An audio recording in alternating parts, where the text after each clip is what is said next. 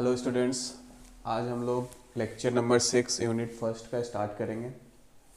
Lecture number 6 में हम लोग देखेंगे half wave rectifier, full wave rectifier, half wave rectifier और फुल वेव रेक्टिफायर में VDC, VRMS, ripple factor, PIV, ripple frequency and efficiency. सबसे पहले half wave rectifier, then centre tap, full wave rectifier and then bridge rectifier. हमारे पास full wave rectifier में दो types की rectifier होती है, bridge rectifier and centre tap rectifier, right. तो सबसे पहले हम लोग हाफ वेव रेक्टिफायर के बारे में पढ़ेंगे। हाफ वेव रेक्टिफायर के आउटपुट वेव फॉर्म को देखेंगे and than half wave rectifier के VDC, VRMS, ripple factor, PIV, ripple frequency and efficiency के ऊपर बात करेंगे, ठीक है।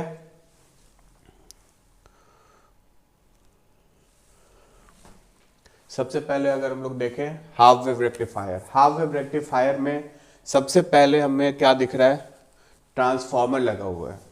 ट्रांसफॉर्मर इसलिए लगा हुआ है क्योंकि डायोड को हम लोग डायरेक्ट 220 सप्लाई तो नहीं दे सकते ना। ऑब्वियस है, हम रेक्टिफायर में करने क्या वाले हैं, रेक्टिफायर में हम लोग AC इनपुट को DC में कन्वर्ट करने वाले हैं, ठीक है। पूरे रेक्टिफायर प्रोसेस में AC इनपुट को हम लोग किस में कन्वर्ट करेंगे, DC में। तो डायरेक्ट 220 सप्लाई हम लोग, डायरेक्ट 220 AC का सप्लाई हम लोग डायोड को डायरेक्ट तो दे नहीं सकते, तो हम क्या यूज करेंगे, बीच में ट्रांसफॉर्मर यूज करेंगे। ट्रांसफॉर्मर कैसा होगा, इलेक्ट्रिकल में आप लोगों ने पढ़ा होगा, ट्रांसफॉर्मर दो टाइप्स के होते हैं, स्टेप अप और स्टेप डाउन। यहां पर हमें हायर वोल्टेज को लो में कन्वर्ट करना है, तो हम कौन सा ट्रांसफॉर्मर यूज करेंगे, ऑब्वियस है स्टेप डाउन, है ना। अगर कॉइल्स के नंबर ऑफ टर्न्स की अगर बात करते हैं तो स्टेप डाउन में क्या होगा, इधर कॉइल्स के नंबर ऑफ टर्न ज्यादा होगी और इधर कम होगा, और कितना कम करना है ये सब बात की बात है। लेकिन कोशिश करेंगे हम लोग कि आउटपुट जो ट्रांसफॉर्मर का हो, या तो 5 वोल्ट हो, 10 वोल्ट हो, या फिर 15 वोल्ट हो। इस रेंज में हम लोग स्टेप डाउन ट्रांसफॉर्मर को यूज कर सकते हैं, ठीक है। ट्रांसफॉर्मर के बाद हम क्या यूज कर रहे हैं, ऑब्वियस है यहाँ पर आउटपुट या तो 5, 10 या 15 के रेंज में आएगी, डिपेंड करता है कि हमने ट्रांसफॉर्मर स्टेप डाउन में कौन सा यूज करा है, एन नंबर ऑफ टर्न्स पे भी डिपेंड करेगा, ठीक है। यहां से AC सप्लाई दिया हमने, ठीक है, और जो स्टेप डाउन करके जो सप्लाई आएगी यहां पर भी AC सप्लाई ही आएगी। ऐसा नहीं है कि यहां पर कन्वर्ट हो गया DC में ना। DC में कब कन्वर्ट होगा, डायोड के आउटपुट के बाद, मतलब जब हम लोग यहां से आउटपुट लेंगे तो वो DC में कन्वर्ट होगा। यहां पर तो हमने जस्ट वोल्टेज को 220 वोल्ट को कितने में कन्वर्ट करा है, 5, 10 या 15, चॉइस है हमारे पास, हम कितने में कन्वर्ट करना चाहते हैं, ठीक है। तो हमने क्या यूज करा है, एक डायोड यूज करा है और साथ में एक रेजिस्टेंस यूज करा है। तो डायोड और आउटपुट हम लोग कहां से ले रहे हैं, डायोड रेजिस्टेंस के अक्रॉस आउटपुट ले रहे हैं, राइट। अगर इसकी वेवफॉर्म की अगर बात कर ले, इनपुट आउटपुट वेवफॉर्म की, तो इनपुट आउटपुट वेवफॉर्म कैसा होगा, हमारे पास AC सप्लाई थी, और ये AC सप्लाई मैं कौन सी बात कर रहा हूं, जो यहां पर आएगी आफ्टर स्टेप डाउन, ठीक है। ये हमारी थी V इन। अगर V आउट की बात करते हैं तो AC सप्लाई की दो साइकिल होती है, पॉजिटिव और निगेटिव, राइट। तो जब पहली साइकिल आएगी यहां पर पॉजिटिव साइकिल, तो उस पॉजिटिव साइकिल में ये वाला टर्मिनल हमारा कैसा होगा, प्लस, और ये वाला टर्मिनल माइनस। और डायोड की ये वाली साइड क्या है, P, और ये वाली साइड है N, ऐसा ही है। तो जब भी P को हम लोग प्लस से कनेक्ट करते हैं, है ना, P को प्लस से कनेक्ट करते हैं और N को निगेटिव से कनेक्ट करते हैं, तो इस कंडीशन में हमारा डायोड किस में जाएगा, फॉरवर्ड बायस में जाएगा। और यहां पर एक चीज हमें ध्यान रखनी है कि जो भी डायोड हम लोग यूज कर रहे हैं, कौन सी डायोड है, आइडियल डायोड है। आइडियल डायोड मतलब फॉरवर्ड में शॉर्ट सर्किट और रिवर्स में ओपन सर्किट। तो जो पहली पॉजिटिव हाफ साइकिल आएगी उसमें हमारा डायोड ऑन स्टेट में होगा। ऑन स्टेट का मतलब हुआ शॉर्ट सर्किट, है ना, डायरेक्ट यहां से यहां कनेक्ट हो जाएगा। शॉर्ट सर्किट में यही होता है, पी और एन आपस में कनेक्ट हो जाएंगे without any potential difference, without any internal resistance in case of ideal case. ठीक है,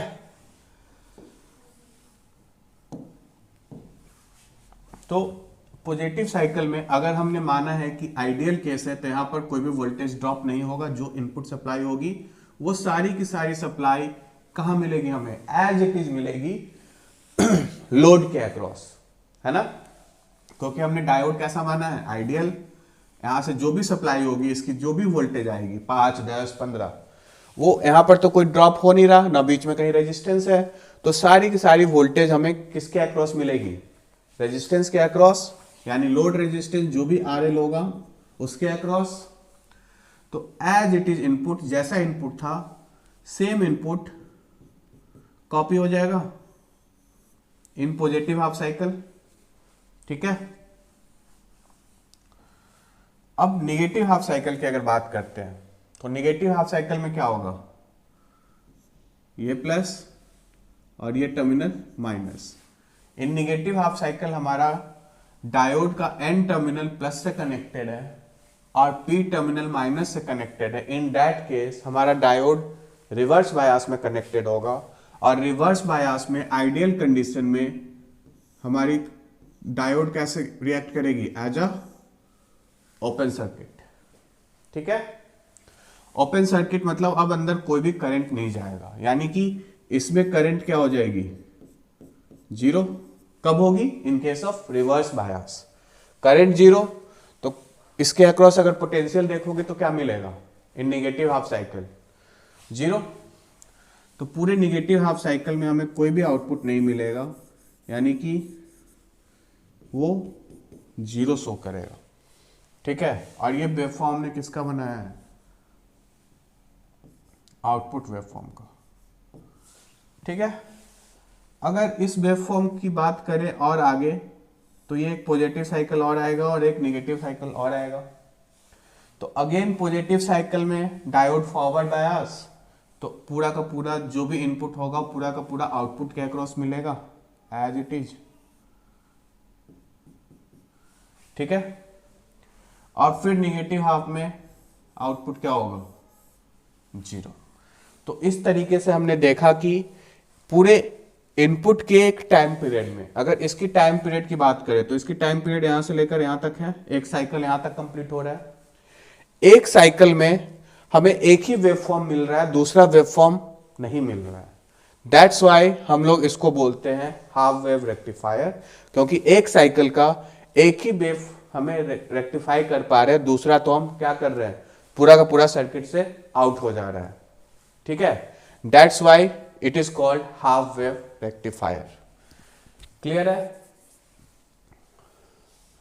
इसके बाद अगर हम लोग बात करें डेरिवेशंस की, तो सबसे पहले डेरिवेशन आता है हमारे पास VDC, यानी कि एवरेज DC वोल्टेज जो हमें आउटपुट के अक्रॉस मिलेगा, that is V out. VDC की अगर बात करते हैं, मान लेते हैं इनपुट वोल्टेज हमारा कुछ इस तरीके से है, VM साइन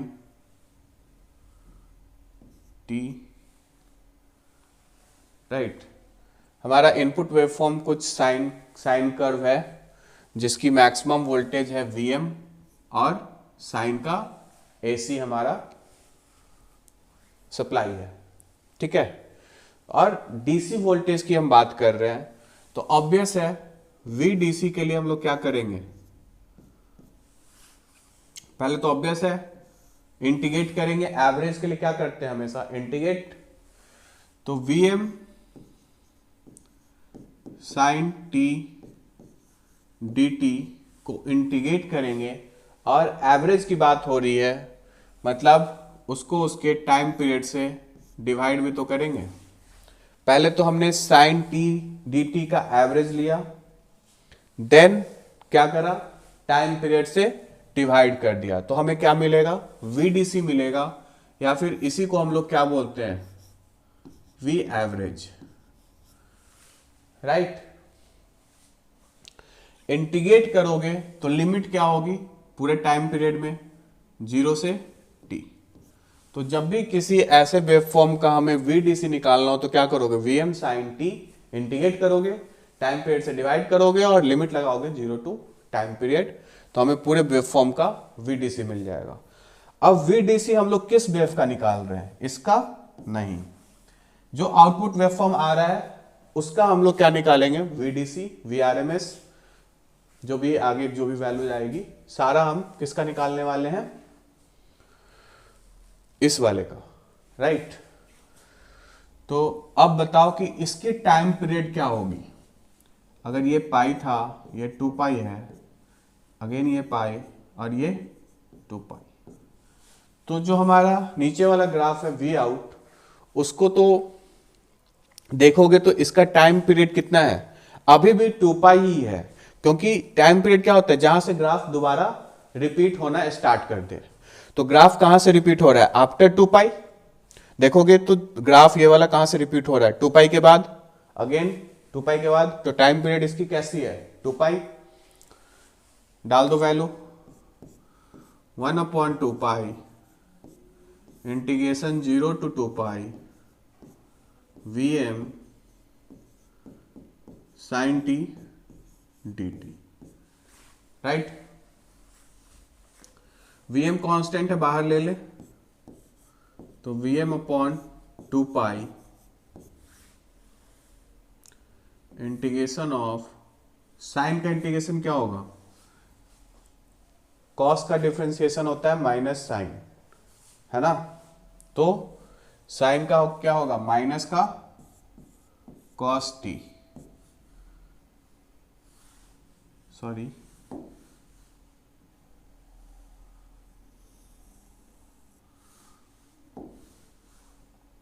इंटीग्रेशन साइन का करोगे तो माइनस का कॉस टी, लिमिट कहां से लगाओगे, 0 to 2 pi, right. Cos 2 pi value डालो, Vm/2 pi minus of cos 2 पाई और माइनस ऑफ माइनस कॉस 0।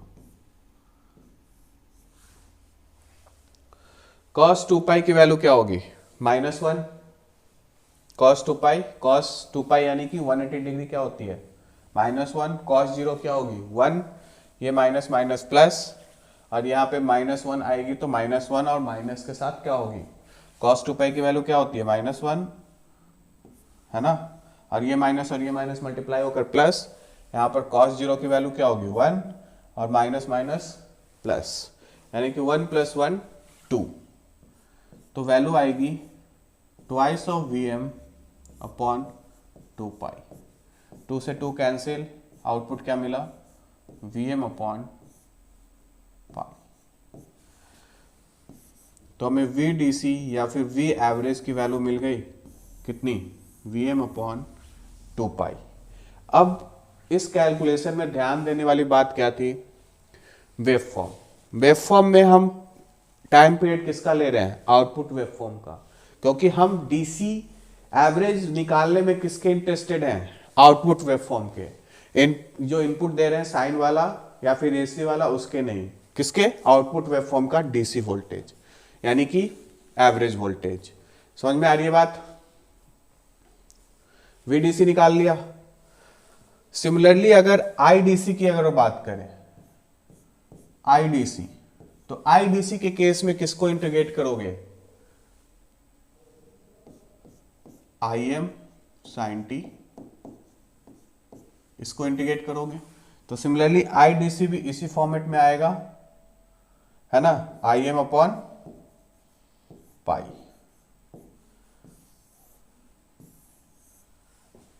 ठीक है, आगे चले। आगे हम इंटरेस्टेड हैं वी आर एम एस में, ठीक है। V R M S, R M S मतलब रूट मीन स्क्वायर, ये तो फुल फॉर्म हो गया। लेकिन जब भी वी आर एम एस की बात होगी तो आर एम एस वैल्यू ना पूरा का पूरा डीसी होता है और ना पूरा का पूरा एसी होता है। आरएमएस में हमारा डीसी कंपोनेंट भी होता है और एसी कंपोनेंट भी होता है, ठीक है। अगर यहां पर लिख रहा हूं वी आरएमएस का होल स्क्वायर इक्वल होता है वी एसी का whole square plus V DC का होल स्क्वायर, मतलब आरएमएस वैल्यू वी एसी का whole square plus V DC का होल स्क्वायर। यानी आरएमएस में क्या होती है, हमारी एसी वोल्टेज भी होती है और डीसी वोल्टेज भी होती है। अब वी आरएमएस अगेन हम किसको इंटीग्रेट करने वाले हैं, वी एम साइन टी को, लेकिन रूट मीन स्क्वायर। तो पहले तो रूट लेंगे, ठीक है। रूट के अंदर क्या लेना है, मीन यानी एवरेज, यानी एवरेज के लिए 1 time t integration of square, किसका स्क्वायर, जो भी हमारे पास था V M sine t d t, इसका स्क्वायर लिया, स्क्वायर के बाद एवरेज लिया, उसके ऊपर रूट लगा दिया, तो ये कौन सी वैल्यू देगी हमें, रूट मीन स्क्वायर, ठीक है।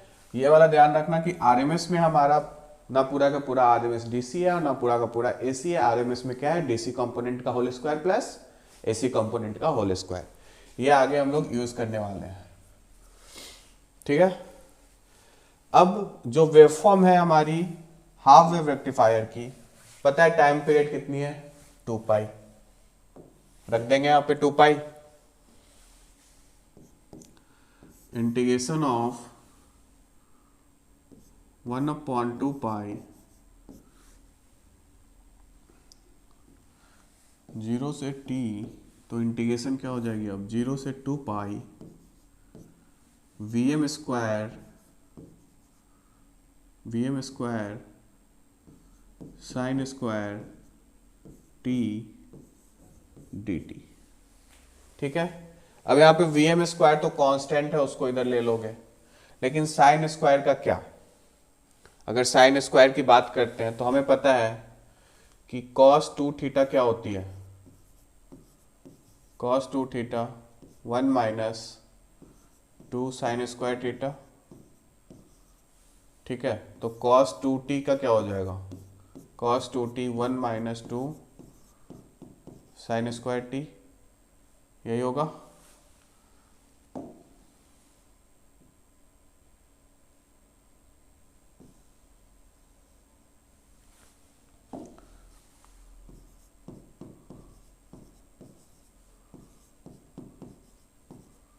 और यहां से साइन स्क्वायर की वैल्यू निकालोगे तो क्या आएगा,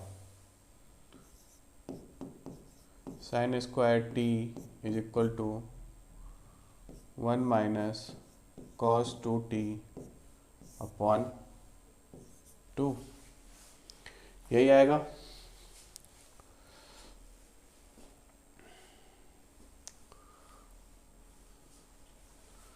वैल्यू पुट कर दो, under root of 1/2 pi V M square मैंने बाहर ले लिया, इंटीग्रेशन 0 से 2 पाई साइन स्क्वायर की वैल्यू डाल दी 1 minus cos 2t upon 2 dt, right.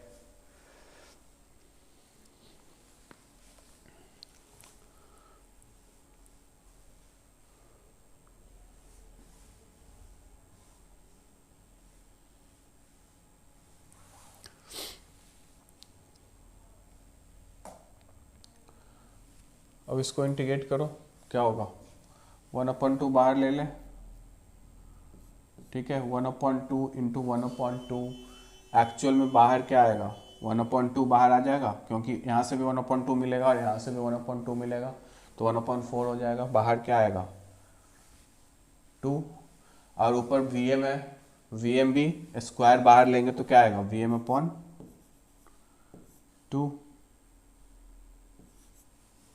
ठीक है, अब अंदर क्या बचा, 1 अपॉन पाई, 1 का इंटीग्रेशन करोगे तो t, लिमिट लगाओगे 0 से 2 पाई, माइनस अगेन कॉस का इंटीग्रेशन, साइन का डिफरेंशिएशन होता है कॉस, तो कॉस का integration sign 2t upon 2, limit लगाओगे कहाँ से, 0 से 2 पाई तक। ठीक है, अब लिमिट जब ओपन करोगे तो साइन 2 पाई भी 0 है ना, साइन 2 पाई भी 0 और साइन 0 भी 0, यानी कि साइन 4 पाई भी 0, यहाँ 2 से मल्टीप्लाई होगा तो साइन 4 पाई भी 0 और साइन 0 भी 0, तो ये पूरा टर्म क्या हो रहा है, 0 हो जा रहा है। सिर्फ यहाँ से वैल्यू आएगी 2 पाई, 2 पाई में भी पाई से पाई कैंसिल हो जाएगा, तो आंसर क्या आएगा, V M upon 2 under root 1 upon pi 2 pi. ठीक है,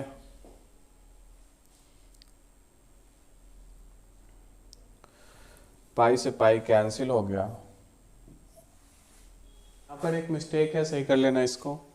जब हम 0 से 2 पाई इंटीग्रेट कर रहे हैं ना, तो हम 0 से पाई तक ही तो इंटीग्रेट करेंगे। सिमिलरली यहाँ पर भी सही कर लेना, क्योंकि इंटीग्रेशन की वैल्यू तो हमें 0 से पाई तक ही मिल रही है। ठीक है, पाई से 2 पाई तो हमें क्या मिल रहा है, 0 मिल रहा है ना, तो यहाँ पर जो भी वैल्यू होगी वो हम लोग क्या करेंगे,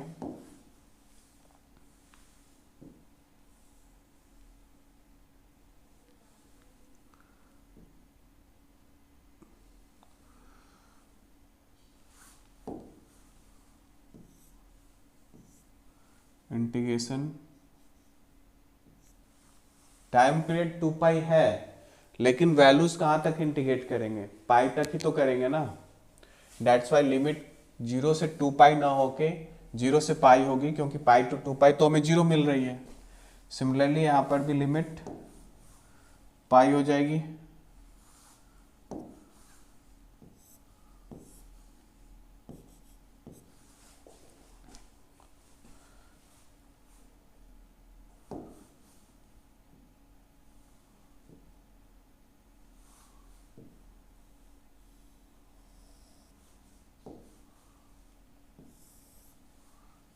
सारी लिमिट पाई हो जाएगी।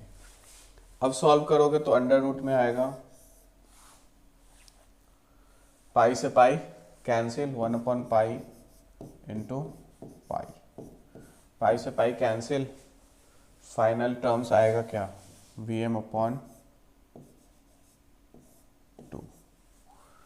ठीक है, तो वी आर एम एस आ गई हमारी वी एम अपॉन 2। इससे पहले वाले क्वेश्चन में भी जहाँ पर हम इंटीग्रेट कर रहे थे 0 से 2 पाई, इंटीग्रेट कहाँ से कहाँ तक करेंगे हम लोग, 0 से पाई तक।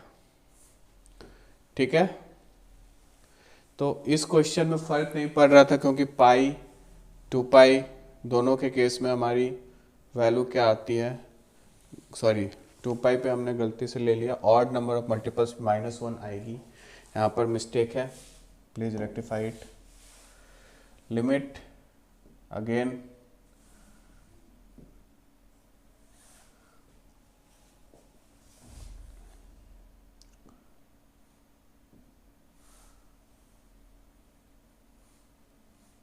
है ना, लिमिट 0 से टी 2 पाई ना होके हम सिर्फ कहाँ तक इंटीग्रेट करेंगे, 0 टू पाई, लिमिट भी देंगे तो 0 टू पाई, कॉस पाई की वैल्यू क्या होती है, -1, वैल्यूज अभी भी सेम आ रहा है क्योंकि बाय मिस्टेक मैंने cos 2 पाई को क्या ले लिया था, -1।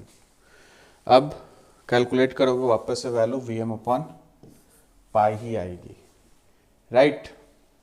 ठीक है, ये भी ठीक है, Vrms आ गया। नेक्स्ट टॉपिक है हमारा ripple factor, ripple factor of half wave rectifier. Ripple factor of half wave rectifier का क्या मतलब है?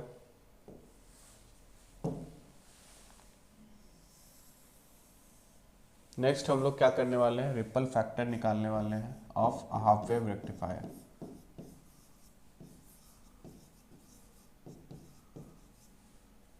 रिपल फैक्टर हमें क्या बताता है कि कितना एसी कंपोनेंट हमारे रेक्टिफायर में रह रहा है।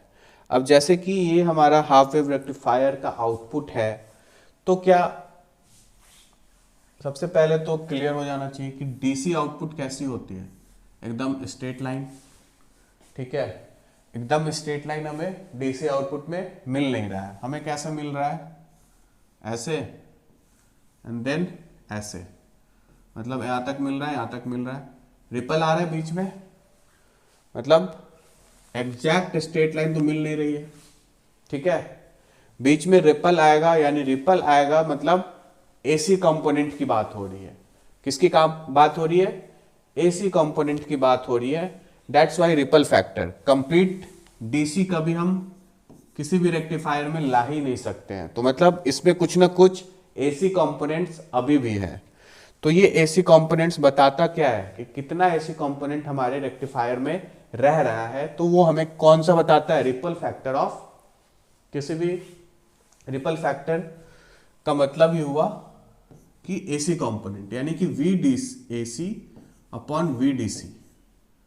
यही हम लोग करने वाले हैं कि किसी भी आउटपुट वेवफॉर्म में कितना रिपल फैक्टर है, उस रेशियो क्या होती है? V A C upon V D C. अब इससे पहले मैंने ये वाला क्वेश्चन लिखा था, ये क्या है? V A C sorry V R M S का whole square is equal to V A C square plus V D C square. अब इसको अगर वी ए सी की बात करें हम लोग, तो यहां से वी ए सी क्या आएगा? वी आर एम एस का whole square minus V D C का होल स्क्वायर, है ना? क्या लिखोगे इसको? Under root of V A C लिखना है हमें, तो वी आर एम एस का whole square minus V D C का होल स्क्वायर अपॉन में वी डी सी। अब हमें वी आर एम एस की वैल्यू पता है, वी डी सी की वैल्यू पता है, पुट करो। वी आर एम एस कितनी आती है in case of half wave rectifier? V M upon 2। V D C कितनी आती है? वी डी सी अभी हमने निकाला है, कितनी आई है? V M upon pi. तो ये आ जाएगी हमारी वी एम अपॉन पाई। दोनों तरफ स्क्वायर है तो स्क्वायर लगाएंगे, होल डिवाइडेड बाई क्या है? V D C, that is V M upon pi. V M common लोगे, बाहर निकल जाएगा, V M cancel.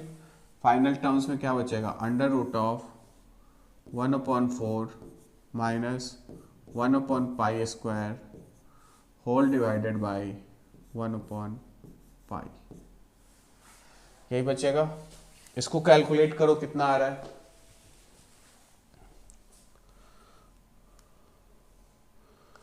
One divided by 4 minus bracket में 1 divided by pi square bracket close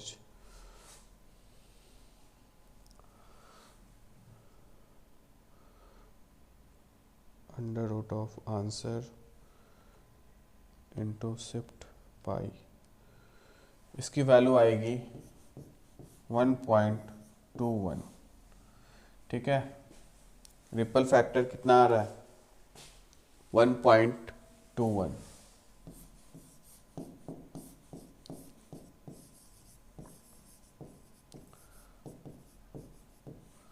तो हाफ वेव रेक्टिफायर में हमने देखा रिपल फैक्टर कितनी आ रही है 1.21, मतलब 1 से ग्रेटर है।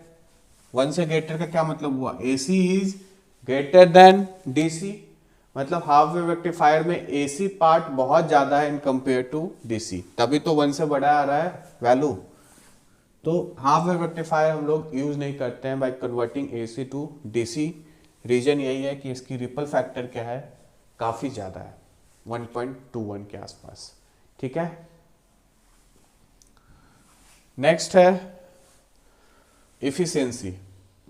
Efficiency of half wave rectifier. Efficiency मतलब किस चीज की इफिशियंसी की, कितना उसमें DC पार्ट हम लोग निकाल पा रहे हैं रेक्टिफायर से, है ना। तो पावर जो DC है अपॉन पावर AC है ना, इसी की तो इफिशियंसी होगी। DC हमें कितना ज्यादा मिल रहा है, जो हमने AC सप्लाई दी है उसमें से हम कितना DC निकाल पा रहे हैं, that is called efficiency. Ratio of power of DC upon power of AC। अब पावर सबको पता है I²R। अब DC पावर में कौन सी करंट लेंगे हम लोग, VDC करंट या IDC current. IDC current I²R यानी IDC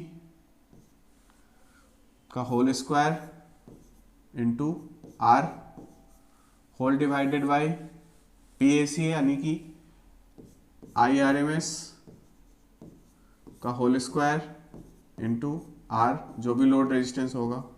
लोड रेजिस्टेंस कॉमन रहेगा इसलिए दोनों में कैंसिल कर देंगे। अब यहां पर हमने VRMS निकाला था Vm/2, तो सिमिलरली IRMS निकलेगा तो क्या आएगा, Im/2, है ना।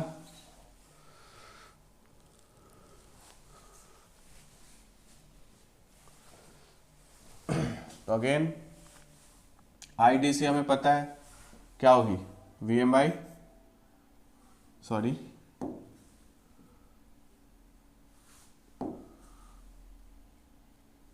IDC की वैल्यू क्या है, Im/√2, नहीं, IDC Vm/Im/π। सिमिलरली IRMS इसका होल स्क्वायर अपॉन IRMS क्या होगी,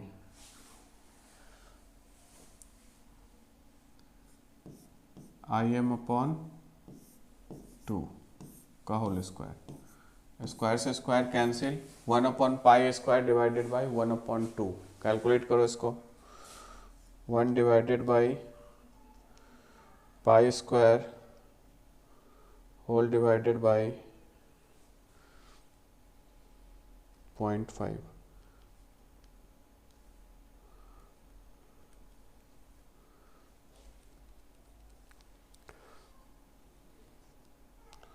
वन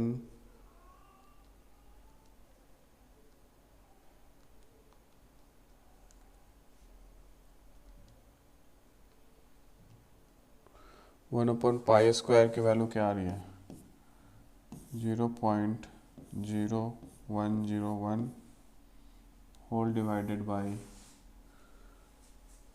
1/4,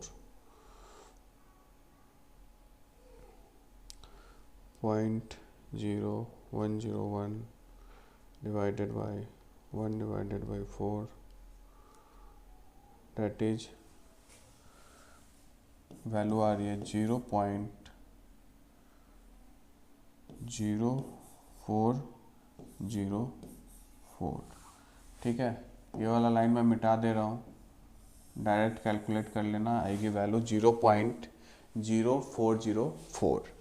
अगर इफिशियंसी की परसेंटेज की बात करें तो क्या लिखोगे, इंटू 100, है ना। परसेंटेज की अगर बात करेंगे तो इंटू 100 करोगे, इंटू 100 करने पे एफिशिएंसी कितनी हो जाएगी, 40.4%।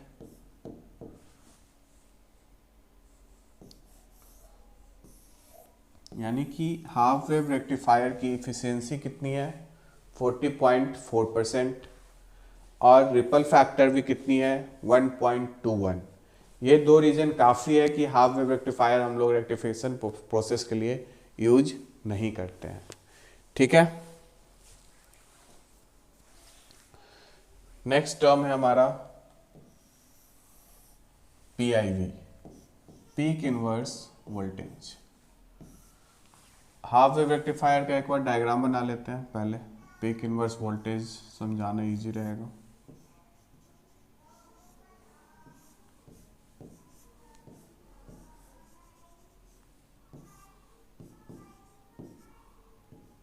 ठीक है, ये ट्रांसफॉर्मर है।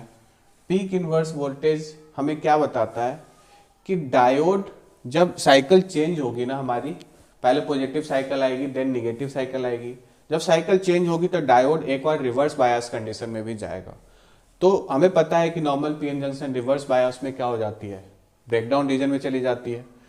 तो वापस से उस डायोड को फॉरवर्ड में आना है आगे, क्योंकि दूसरी साइकिल फिर पॉजिटिव आएगी। तो ऐसा ना हो कि रिवर्स में जाने के बाद हमारा diode PN junction diode breakdown region में चली जाए। दैट्स वाई हमें यह भी ध्यान रखना होता है कि उस डायोड की रिवर्स में ब्रेकडाउन रीजन में कितनी वोल्टेज पे वो ब्रेकडाउन रीजन पे चला जाएगा। तो रिवर्स में उसकी सस्टेन करने की कैपेबिलिटी भी ज्यादा होनी चाहिए, राइट। तो हम PIV तभी कैलकुलेट करेंगे जब हमारा डायोड रिवर्स में होगा, यानी रिवर्स में होगा तो निगेटिव साइकिल ये प्लस ये माइनस, यहां पर सप्लाई कितनी होगी VM, इसके अक्रॉस वोल्टेज हम लोग मान लेते हैं कि PIV है, नाम कुछ भी दे सकते हो XYZ, मैंने PIV दे दिया। रिवर्स बायस में करंट कुछ जाएगी RL में नहीं, करंट क्या होगी I 0, तो इसके अक्रॉस पोटेंशियल भी 0। ठीक है, अब इसमें KVL लगाओगे, क्या लिखोगे, अगर VM से चलते हो, VM इसमें करंट जा ही नहीं रही है तो ऑब्वियस पोटेंशियल 0 माइनस का PIV इज इक्वल टू 0। तो यहां से PIV क्या मिलेगा हमें VM, यानी कि हाफ वेव रेक्टिफायर में डायोड की रिवर्स में सस्टेन करने की कैपेबिलिटी कितनी होनी चाहिए VM, यानी कि जो भी सप्लाई है हमारी मैक्सिमम वोल्टेज की उतनी PIV की रेटिंग होनी चाहिए डायोड की, ताकि वो रिवर्स में हमारा जब माइनस ऑफ VM जाएगा तो ये सस्टेन कर पाए। समझ में आ रही है बात, मतलब डायोड की रिवर्स में सस्टेन करने की कैपेबिलिटी कितनी होनी चाहिए VM, जो भी मैक्सिमम वोल्टेज है उतने तक वो सस्टेन करना चाहिए, यानी कि ब्रेकडाउन रीजन में ना जाए। तो दैट्स वाई PIV कितनी होनी चाहिए VM। ठीक है, नेक्स्ट टर्म है हमारा रिपल फ्रीक्वेंसी।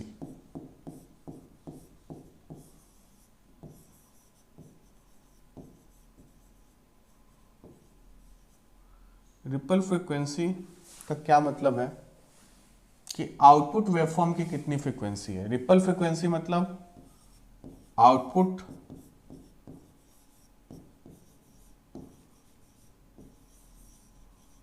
वेवफॉर्म फ्रीक्वेंसी की बात हो रही है। ठीक है, उससे पहले अगर ये वाला डायग्राम देखो तो इसका टाइम पीरियड भी T, आउटपुट वेवफॉर्म का भी T है ना। तो जो इनपुट वेवफॉर्म का फ्रीक्वेंसी था वही आउटपुट वेवफॉर्म का फ्रीक्वेंसी होगा, क्योंकि टाइम पीरियड दोनों का क्या है सेम है ना। तो अगर इनपुट फ्रीक्वेंसी की बात करते हैं इनपुट टाइम पीरियड की, तो इनपुट टाइम पीरियड भी हमारा TI 2π है, आउटपुट वेवफॉर्म का भी टाइम पीरियड क्या है 2π है। तो आउटपुट वेवफॉर्म के फ्रीक्वेंसी में हम लोग इंटरेस्टेड हैं, दोनों का जब टाइम पीरियड सेम है तो दोनों की फ्रीक्वेंसी भी सेम होगी। तो मतलब ripple frequency of half wave rectifier is input frequency FI, मतलब जो हमारा इनपुट फ्रीक्वेंसी होगा वही हमारा आउटपुट फ्रीक्वेंसी भी होगा। ठीक है, हमने VDC कैलकुलेट करा, VRMS कैलकुलेट करा, रिपल फैक्टर कैलकुलेट करा और रिपल फ्रीक्वेंसी भी कैलकुलेट करा इन case of half wave rectifier. Same चीज हम करने वाले हैं फुल वेव रेक्टिफायर के साथ, centre tap full wave rectifier. अब यहाँ पर मैं पूरा इंटीग्रेशन शो करके नहीं दिखाऊंगा, इंटीग्रेशन मैंने पहले हाफ वेव रेक्टिफायर और फुल वेव रेक्टिफायर में दिखा दिया है, तो मैं बेसिक क्लियर बताता चलूंगा जहां जहां जरूरत होगी उस पे, ठीक है। फुल वेव रेक्टिफायर में हमें क्या चाहिए, अगेन ट्रांसफॉर्मर, किस लिए, स्टेप डाउन यूज करने के लिए, क्योंकि हम लोग डायोड को डायरेक्ट 220 सप्लाई नहीं दे सकते हैं। अगेन वही बात, 10, 15, 20 में हम लोग इसको क्या करेंगे, स्टेप डाउन करेंगे। अब यहां पर दो डायोड लगा हुआ है, D1 एंड D2। ये वाला टर्मिनल हमारा ग्राउंड होगा, यानी कि यहां पर वोल्टेज क्या होगी, 0 होगी, ठीक है।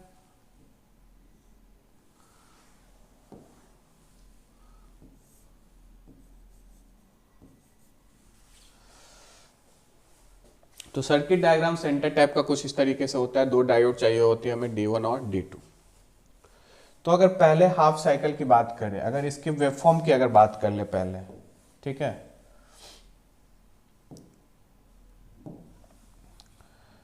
वेवफॉर्म की अगर बात करते हैं तो हमारे पास इनपुट वेवफॉर्म है, ठीक है, pi, 2 pi, 3 pi, right. Input waveform maximum voltage कितनी जा रही है, Vm। अगर आउटपुट वेवफॉर्म की बात करें, output waveform again AC supply है तो इसकी दो साइकिल होगी, पॉजिटिव और नेगेटिव, है ना। तो during the first positive half, जब पहली पॉजिटिव हाफ साइकिल आएगी तो ये प्लस ये माइनस, डायोड के P टर्मिनल किससे कनेक्टेड है, प्लस से, और N टर्मिनल किससे कनेक्टेड है, माइनस से, यानी कि डायोड किस में चला गया, फॉरवर्ड बायस में, ठीक है।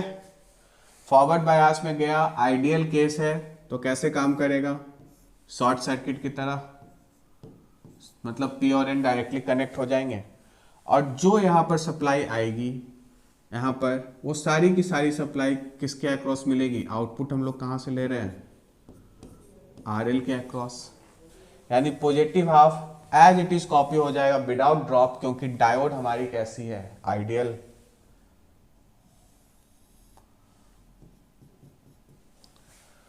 ठीक है, इसको थोड़ा सही कर लो।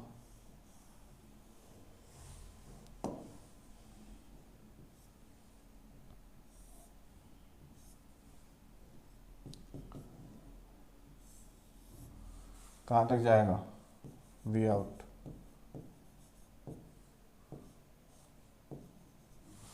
ठीक है। जब निगेटिव हाफ साइकिल आएगी तो निगेटिव हाफ इसको प्लस करेगी और ये वाला हमेशा माइनस रहेगा, दोनों ही केस में। जब निगेटिव हाफ साइकिल आएगी तो ये वाली डायोड हमारी किस में चली जाएगी, फॉरवर्ड बायस में, और फॉरवर्ड बायस मतलब शॉर्ट सर्किट। जब इस वाली की साइकिल की बात कर रहे थे पहली हाफ साइकिल, तो ये प्लस ये माइनस, और ये वाली डायोड हमारी किस में थी, रिवर्स बायस में कनेक्टेड थी, ठीक है। During the first positive half cycle सिर्फ D1 ऑन होगा, D2 ऑन नहीं होगा। अगर पॉजिटिव हाफ साइकिल की बात करते हैं तो पॉजिटिव हाफ साइकिल में हमारा D1 ऑन है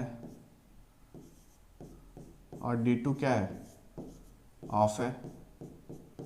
तो सारी की सारी वोल्टेज D1 से होते हुए RL के अक्रॉस मिल जाएगी। जब निगेटिव हाफ साइकिल की बात करते हैं तो हमारा D1 ऑफ है और D2 क्या है, ऑन है। तो सारी की सारी वोल्टेज जो भी आएगी Vm, सारी की सारी वोल्टेज D2 से होते हुए कहाँ चली जाएगी, RL के अक्रॉस। तो निगेटिव हाफ में भी हमारा वेवफॉर्म कैसा बनेगा, प्लस से बनेगा। ये ओवरलैप हो रहा है यहाँ पे डायग्राम में, पर ऐसा नहीं है, तुम डायग्राम स्पेस कम है, थोड़ा नीचे बनाना, ये ओवरलैपिंग नहीं होनी चाहिए। ठीक है, अगेन ग्राफ कुछ ऐसा बनता हुआ आगे जाएगा ड्यूरिंग दी पॉजिटिव हाफ या फिर निगेटिव हाफ। यानी कि इसकी साइकिल की अगर बात करें तो ये आफ्टर पाई, मतलब पाई के बाद ही वो रिपीट होना स्टार्ट कर दे रहा है। मतलब इसकी टाइम पीरियड कितनी होगी, पाई। इस वाले की टाइम पीरियड क्या थी, 2 पाई। टाइम पीरियड बिल्कुल आधी हो गई इन case of full wave rectifier. ठीक है, ये ओवरलैपिंग सही कर लेना भाई अपने डायग्राम में, ओवरलैप नहीं होना चाहिए, थोड़ा नीचे बनाना। ठीक है, अब हम लोग सेम क्या काम करने वाले हैं, VDC, VRMS, ripple factor, ripple frequency and PIV के लिए जाएंगे। तो सबसे पहले हम लोग VDC की बात कर लेते हैं।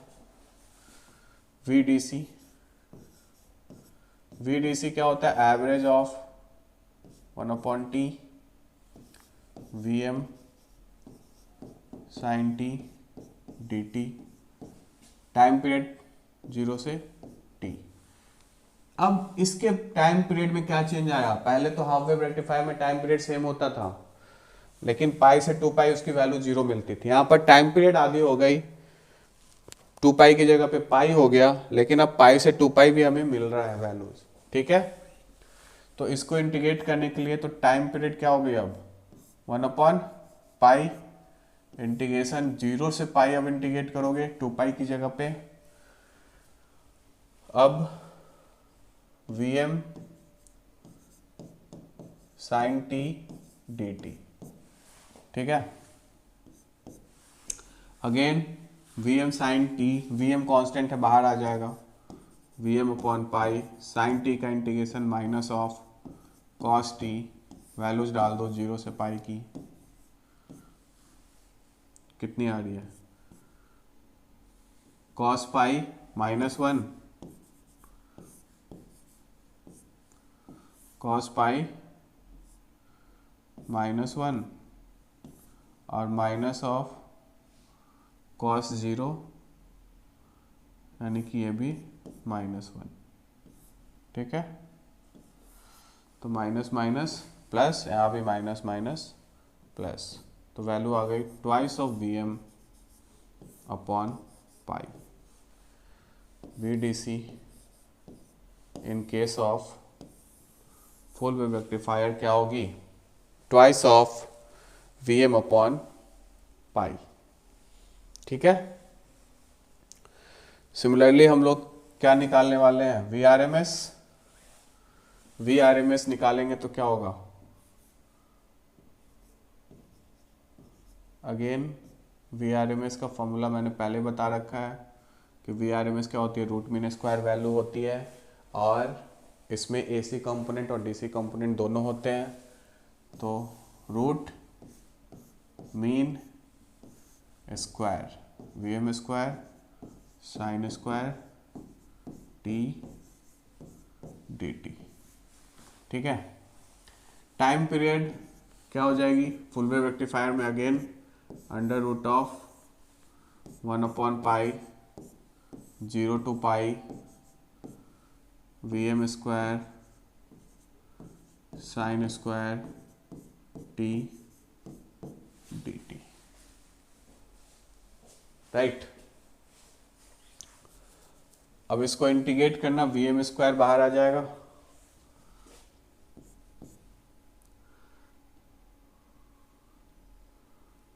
√ VM स्क्वायर/पाई इंटीग्रेशन 0 से पाई, साइन स्क्वायर टी को क्या लिख सकते हो, 1 minus cos 2t/2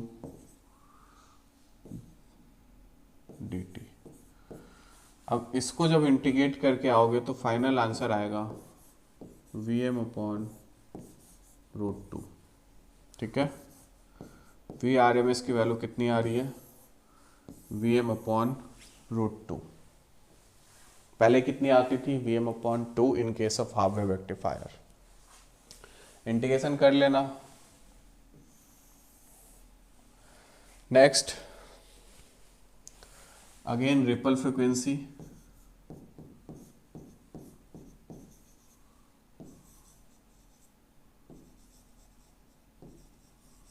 ripple frequency की अगर बात करें तो रिपल फ्रिक्वेंसी की फॉर्मूला क्या होती है, V A C upon V D C. तुम्हें पता है कि वी ए सी कैसे लिखते हैं, under root of V R M S का whole square minus V D C का whole square upon V D C, right. V R M S V D C हमने कैलकुलेट कर रखा है, वैल्यूज पुट कर दो। Under root of V R M S कितनी होती है, वी एम अपॉन रूट 2 का whole square minus V D C क्या होगी, twice of V M upon pi का whole square upon twice of V M upon pi. तो V M तो cancel हो जाएगा, ठीक है।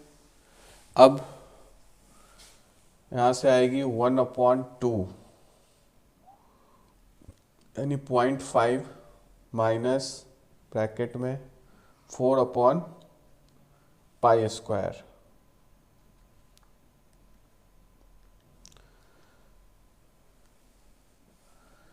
ये वैल्यू कहीं आ गई इसकी 0.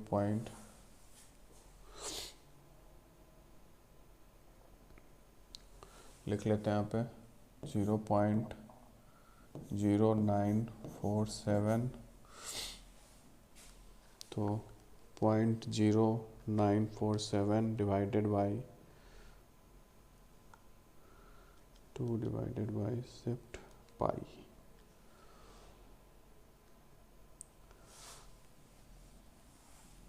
इसकी वैल्यू आएगी कहीं 0.148। एक बार फिर से कैलकुलेट कर लेते हैं, कहीं मिस्टेक तो नहीं है। 0.5 माइनस ब्रैकेट में 4 डिवाइडेड बाई पाई² divided by 2 divided by shift pi, value है 0.148। यानी कि रिपल फ्रिक्वेंसी, सॉरी, इसको रिपल फैक्टर कर लेना।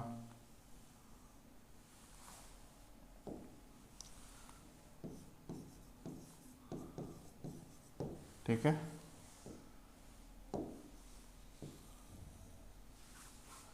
कितनी आ रही है रिपल फैक्टर, 0.148। यानी कि हाफ वेव रेक्टिफायर में रिपल फैक्टर आ रही थी 1.21, फुल वेव में कितनी आ रही है 0.148। यानी कि इसमें रिपल फैक्टर यानी कि एसी कंपोनेंट बहुत ही कम है, 1 से वैल्यू कम है ना इसकी रेशियो की, तो बहुत ही कम हुआ। तो दैट्स वाई हम लोग रिपल फैक्टर कम है तो हम लोग फुल वेव रेक्टिफायर यूज कर सकते हैं, हाफ वेव रेक्टिफायर हम लोग ज़्यादा यूज नहीं करते हैं इन कन्वर्टिंग एसी टू डीसी। ठीक है, नेक्स्ट हम लोग बात करेंगे रिपल फ्रिक्वेंसी और पीआईवी के ऊपर। तो अगेन पीआईवी की अगर बात करते हैं तो एक बार डायग्राम बना ले, PIV of full wave rectifier.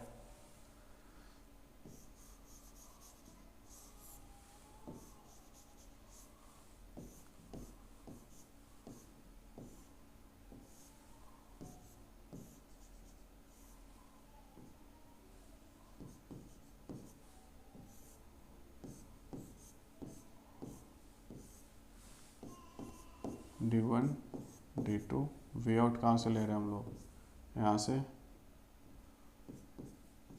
We out. अब पीआईवी निकालते समय, पीआईवी मैंने पहले ही क्लियर कर दिया कि रिवर्स में वो वोल्टेज जो डायोड सस्टेन कर पाए during the negative half cycle, उस वोल्टेज को हम लोग बोलते हैं पीआईवी, पीक इनवर्स वोल्टेज। अब पीआईवी निकालते समय, पीआईवी हमेशा हम किस डायोड का निकालेंगे, जो रिवर्स में कनेक्टेड है। ठीक है, तो अगर D1 को तुम फॉरवर्ड में कनेक्ट कर रहे हो तो ये प्लस ये माइनस, यहाँ पे सप्लाई कितनी आएगी Vm, और D1 फॉरवर्ड में कनेक्टेड है तो during the positive half D1 क्या है, फॉरवर्ड बायस में है, तो उस टाइम पे हमें आउटपुट लोड रेजिस्टेंस के अक्रॉस कितनी मिल रही होगी, Vm, है ना, मिल रही होगी। और एट द सेम टाइम हमारा ये वाला डायोड किस में कनेक्टेड है, रिवर्स में, तो मान लेते हैं इसके अक्रॉस वोल्टेज PIV है, ठीक है, क्योंकि ये रिवर्स में कनेक्टेड है, ये माइनस और ये प्लस मिल रहा है इसको, ठीक है। यहाँ पर सप्लाई कितनी होगी, Vm। अब अगर इसमें KVL लगाओगे तो क्या लिखोगे, यहां से चलेंगे Vm इस वाले रेजिस्टेंस के अक्रॉस ऑलरेडी कितना मिल रहा है हमें, Vm, तो प्लस का Vm इस वाले रेजिस्टेंस में ड्यूरिंग द पॉजिटिव हाफ, ये वाला तो पॉजिटिव हाफ में है पर नीचे वाला तो रिवर्स में कनेक्टेड है। हम PIV निकालते समय किस डायोड पे फोकस करेंगे, जो डायोड हमारा रिवर्स में कनेक्टेड है। ड्यूरिंग द नेगेटिव हाफ इसके फॉरवर्ड होने की वजह से इसके अक्रॉस वोल्टेज आ गई Vm, यहाँ से चल रहे हैं तो Vm प्लस Vm माइनस का PIV इज इक्वल टू 0, तो यहाँ से PIV आएगी निकल के ट्वाइस ऑफ Vm। मतलब इन case of full wave rectifier जो भी डायोड हम लोग यूज कर रहे हैं उसकी PIV रेटिंग कितनी होनी चाहिए, ट्वाइस ऑफ Vm, यानी रिवर्स में सस्टेन करने की कैपेसिटी कितनी होनी चाहिए, ट्वाइस ऑफ Vm यानी मैक्सिमम वोल्टेज, ठीक है। अब रिपल फ्रीक्वेंसी की बात कर लेते हैं।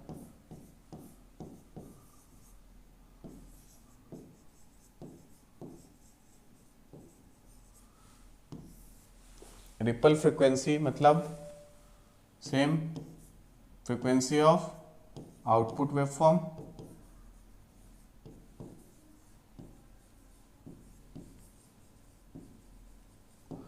अब अगर डायग्राम देखोगे फुल वेव रेक्टिफायर का, आउटपुट वेवफॉर्म का टाइम पीरियड क्या हो रहा है, इस पहले का टाइम पीरियड था 2 पाई, दूसरे का टाइम पीरियड क्या हो गई, आधी हो गई, तो फ्रीक्वेंसी भी क्या होनी चाहिए, आधी होनी चाहिए, है ना,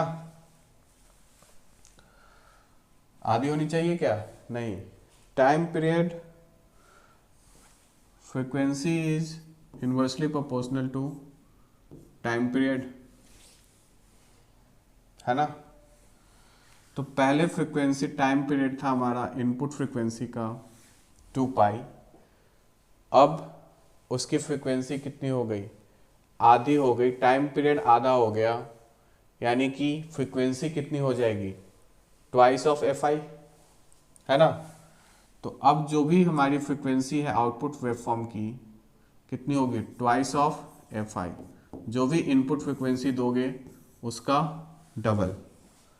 इन case of full wave centre tap rectifier ripple frequency क्या होगी, ट्वाइस ऑफ Fi, क्योंकि आउटपुट फ्रीक्वेंसी का हमारा वेवफॉर्म जो बन रहा था, टाइम पीरियड जो था वो आधा हो रहा था, तो यहाँ पर फ्रीक्वेंसी क्या होगी, डबल, क्योंकि frequency is inversely proportional to time period, ठीक है। नेक्स्ट अगेन हम लोग ब्रिज रेक्टिफायर पे बात करते हैं। ब्रिज रेक्टिफायर भी हमारा फुल वेव रेक्टिफायर होता है, लेकिन यहाँ पर हम 4 डायोड यूज कर रहे होते हैं। अब again during the positive half cycle ये प्लस होगा, है ना, और ये माइनस होगा, तो D1 हमारा during positive half cycle forward में चला जाएगा, तो D1 यहाँ पर वोल्टेज लाएगा, ठीक है।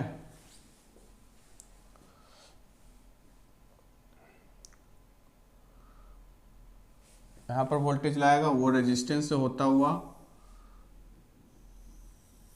इस टर्मिनल पे जाएगा, ठीक है। अब जब D1 फॉरवर्ड में होते हुए इस टर्मिनल पे जाएगा तो यहाँ पर 2 रास्ते हैं, या तो वो D4 को ऑन करे या D2 को ऑन करे, ठीक है। ड्रॉप हुआ नहीं है, यहाँ पर अगर वोल्टेज Vm है तो यहाँ से वोल्टेज Vm रेजिस्टेंस के अक्रॉस में वोल्टेज, अगर लोड है तो माइन्यूट ड्रॉप होगा और Vm से कुछ वोल्टेज यहाँ पे आएगा, ठीक है। तो माइन्यूट ड्रॉप यहाँ पर वोल्टेज क्या होगी, मान लेते हैं Vm माइनस समथिंग ड्रॉप हो जाएगा, यानी कि Vm डैश इसके अक्रॉस ड्रॉप हो गया। अब अगर इस डायोड को देखोगे तो इधर का पोटेंशियल बड़ा है, इधर का छोटा है, तो D4 तो ऑन नहीं होने वाला, तो ये किसको ऑन करेगा? D2 को। मतलब during the forward bias, sorry during the positive half D1 और D2 ऑन होगा, D4 को ऑन नहीं करेगा, क्योंकि इधर वाला वोल्टेज कम है, इधर का वोल्टेज ग्रेटर है, तो हमेशा पोटेंशियल किधर का ज़्यादा होना चाहिए? P साइड का ज़्यादा होना चाहिए, N साइड का कम होना चाहिए, तभी हमारा डायोड ऑन होगा। ठीक है। Similarly during the negative half ये हो जाएगा प्लस और ये हो जाएगा माइनस, तो वो किसको करेगा? D3 को ऑन करेगा, और D3 को ऑन करते हुए वो D4 को ऑन करेगा। ठीक है, इतनी बात समझ में आ रही है? ड्यूरिंग पॉजिटिव हाफ हमारा कौन सा डायोड ऑन होगा? D1 and D2। और जब ये दोनों ऑन होंगे तो सारा का सारा वोल्टेज किसके अक्रॉस मिलेगा? लोड के अक्रॉस, यानी कि वी आउट कितना मिल रहा होगा? Vm, अगर यहाँ से सप्लाई Vm आ रही है तो। और ड्यूरिंग नेगेटिव हाफ कौन सी डायोड ऑन होगी? D3 and D4। D3 and D4 on होगी, यहाँ पर D1 एंड D2 ऑन होगी। अगेन आउटपुट क्या मिलेगा? Vm, यानी कि दोनों ही वेव फॉर्म में, यानी कि नेगेटिव हाफ और पॉजिटिव हाफ दोनों ही वेव फॉर्म में हमें आउटपुट क्या मिल रही है? Vm। तो ग्राफ हमारा बिल्कुल सेम जैसे फुल वेव रेक्टिफायर का बन रहा था, सेम वैसा ही बनेगा, लेकिन कहाँ तक? Vm तक। जैसे सेंटर टैप में बन रहा था सेम यहाँ पर भी सेम बनेगा, पाई टू पाई, सिमिलरली यहाँ पर पाई टू पाई। इसकी भी टाइम पीरियड आधी हो गई, फ्रीक्वेंसी डबल हो गई।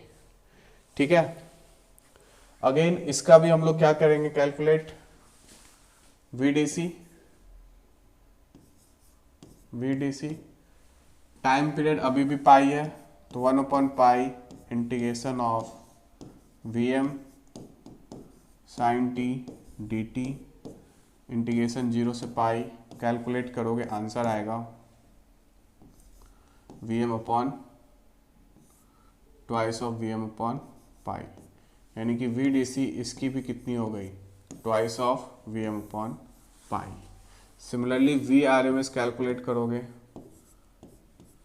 कितनी आएगी? टाइम पीरियड 1/पाई integration of 0 to pi Vm square sine square t dt। ये कैलकुलेट करोगे, ये भी कितनी आएगी? Vm अपॉन √2, जैसा सेंटर टैप में आता था VRMS। ठीक है, अब अगर PIV की वैल्यू की बात करते हैं in case of bridge rectifier, PIV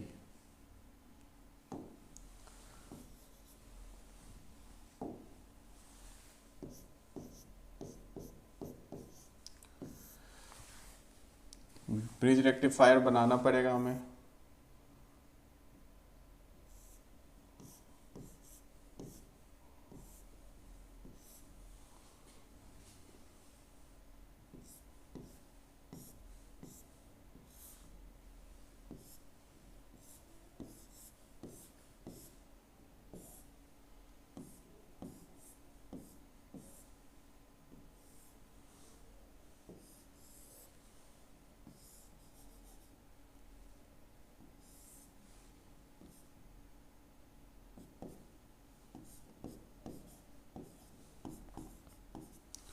ठीक है, D1 यहाँ से D1 D2 D1 D2 D3 D4। अब PIV जब हमें कैलकुलेट करना है तो हम क्या करेंगे, उस डायोड की PIV में इंटरेस्टेड होंगे जो रिवर्स बायस में है। लेकिन during the positive half cycle D1 forward में कनेक्टेड होगा, करंट कुछ इस तरीके से फ्लो करेगा और V आउट क्या मिल रहा होगा, VM ड्यूरिंग पॉजिटिव हाफ। लेकिन पॉजिटिव हाफ में ही हमारा D3 और D4 क्या है, रिवर्स में कनेक्टेड है ना। यहाँ पर हम कितनी सप्लाई दे रहे हैं, VM। इसके अक्रॉस हमें वोल्टेज नहीं पता तो हम इसके अक्रॉस वोल्टेज मान लेते हैं कि PIV है। तो हम उसी डायोड में इंटरेस्टेड होंगे ना जिसमें हमारी डायोड रिवर्स ऑपरेटेड, रिवर्स में कनेक्टेड है। तो VM से चलो, VM यहाँ से चले, KVL लगा रहे हैं हम लोग इस वाले पार्ट में, ठीक है। हमें नहीं पता PIV कितना है इसके अक्रॉस, तो PIV इसके अक्रॉस वोल्टेज मिल रही है क्योंकि during the positive half D1 और D2 क्या है, ऑन है। तो प्लस का VM अगेन माइनस का PIV इज इक्वल टू 0। यहाँ से ट्वाइस ऑफ PIV इक्वल होगा ट्वाइस ऑफ VM के। तो PIV किसके इक्वल हो गया, VM के, ठीक है। अब सेंटर टैप और ब्रिज रेक्टिफायर में बस एक ही डिफरेंस है PIV का, क्योंकि सेंटर टैप में ट्वाइस ऑफ VM आ रहा था और यहाँ पर PIV कितनी आ रही है, VM। तो हम किसको प्रेफर करेंगे, PIV ज़्यादा होनी चाहिए या कम होनी चाहिए। ऑब्वियस है रिवर्स में सस्टेन करने की वोल्टेज डायोड की ज़्यादा होनी चाहिए। लेकिन अगर हम लोग प्रैक्टिकल केस में बात करें, रियल लाइफ यूज में, रियल लाइफ में हम ऐसा डायोड बनाना बहुत मुश्किल है जिसकी PIV rating twice of VM हो, राइट। लेकिन PIV रेटिंग ऑफ VM ये हमारा प्रैक्टिकली पॉसिबल है, ये प्रैक्टिकली पॉसिबल नहीं है। हाँ ज़्यादा होनी चाहिए लेकिन प्रैक्टिकली पॉसिबल नहीं है कि ट्वाइस ऑफ VM का हम कोई एक डायोड बना पाए जिसकी PIV rating twice of VM हो। तो इसलिए हम लोग ब्रिज रेक्टिफायर को प्रेफर करते हैं over centre tap rectifier due to the PIV rating इसकी कम होती है, ठीक है। कम होती है, प्रैक्टिकली अचीवेबल है, ठीक है। लेकिन अगर देखा जाए PIV डायोड की ज़्यादा रहेगी तभी तो रिवर्स में वो ब्रेकडाउन रीजन में नहीं जाएगा, ठीक है। पर इतना ज़्यादा भी ना हो कि वो प्रैक्टिकली पॉसिबल ही ना हो पाए, ठीक है। दैट्स वाई हम लोग किसको प्रेफर करते हैं, ब्रिज रेक्टिफायर को। अब अगर रिपल फ्रीक्वेंसी की बात करें,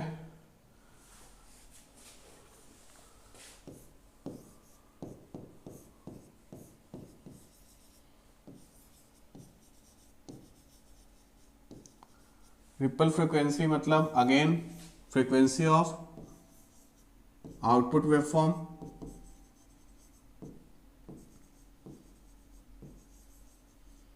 आउटपुट वेवफॉर्म हमें पता है इनपुट वेवफॉर्म का टाइम पीरियड क्या था, 2 पाई। आउटपुट वेवफॉर्म का टाइम पीरियड क्या आया, पाई। सेम जैसे सेंटर टैप में होता था, टाइम पीरियड आधा हो रहा है तो फ्रीक्वेंसी क्या होगी, डबल। यानी कि जो भी इनपुट फ्रीक्वेंसी होगा उसका जस्ट डबल हो जाएगा, दैट इज रिपल फ्रीक्वेंसी, ठीक है। ये था हमारा half wave rectifier, full wave rectifier and full wave में भी centre tap rectifier and full wave bridge rectifier. Bridge rectifier और सेंटर टैप रेक्टिफायर में ऑब्वियस है हम लोग ब्रिज रेक्टिफायर को प्रेफर करते हैं क्योंकि उसकी PIV रेटिंग कम होती है और प्रैक्टिकली अचीवेबल होती है, राइट। नेक्स्ट लेक्चर में हम लोग इस पे रेक्टिफायर पे बेस्ड न्यूमेरिकल्स जो कि AKTU एग्जाम में आते हैं उस पर फोकस करेंगे, ठीक है। बेसिकली रेक्टिफायर पे क्वेश्चन ऐसे ही आते हैं, what is half wave rectifier and calculate is ripple frequency, calculate is ripple factor, calculate is VRMS, what is centre tap bridge rectifier, calculate is VRMS, calculate is ripple factor and efficiency. इस type के theory question आते हैं, पर numericals भी बनते हैं इस पे जो कि हम लोग नेक्स्ट क्लास में डिस्कस करेंगे, राइट। Thank you.